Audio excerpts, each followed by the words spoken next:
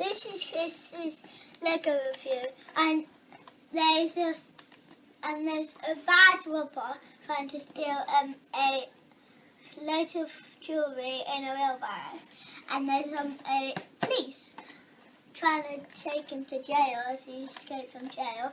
And today I'm gonna review it, and these are all the pieces that I got here, all the precious goods and stuff, and wheelbarrow and the cop and the rubber, and this is called a ATV, and obviously normal wheelbarrow, red, and I'm gonna open it then.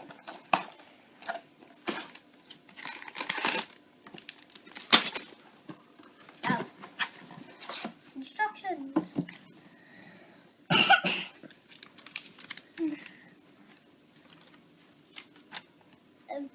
As you can see, you're not allowed to put it on grass and do all of that stuff. And I'm gonna put this on.